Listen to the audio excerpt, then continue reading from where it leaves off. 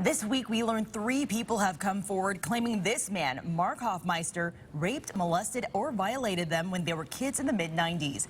Hoffmeister's accusers say they were between the ages of 5 and 15 when he abused them. One of them says when she spoke out right after the alleged assault in 1996, her mom and her friends didn't believe her. Good evening, I'm Nia Wong. And I'm Aaron Luna. Hoffmeister's accuser says soon after that, she became isolated and turned to drugs to cope with the pain. One local advocate tells our Taylor Graham that woman's story illustrates an important lesson. Taylor. Well, guys, if a child ever comes to you with a similar claim, it's probably taking them a lot to do so. Just remember, they're coming to you for a reason. They trust you, and there are ways you can help. But remember, you don't have to go through it alone.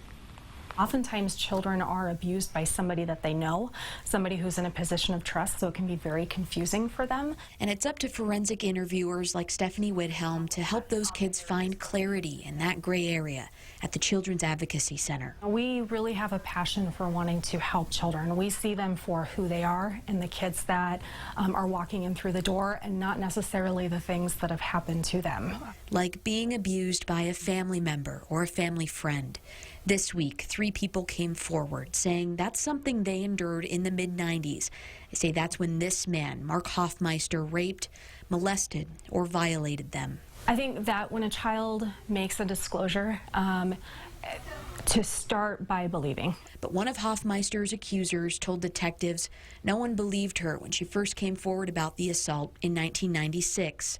Her mom originally telling her to tell her friends and gymnastics team it was a mistake, that it was her family's problem. Based on that response, they may not want to talk about it ever again, so the abuse could either continue to be ongoing, or if there's future victimizations by somebody else, there's going to be more hesitancy or reluctance to want to talk about that. So start by believing while staying calm, as hard as that may be. Once the child's done, say, thank you for telling me. My job is to keep you safe, and as part of my job, there's some people that I need to call to help me with that. People like her who want to help clear up that gray area by shining a light on what's happened to them and how to move forward. Start by believing, and then see where do we go from here, because there are people that want to help.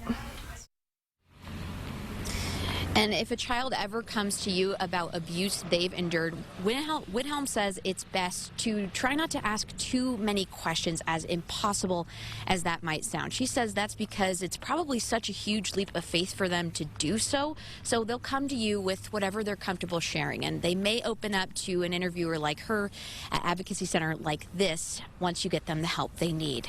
Nia?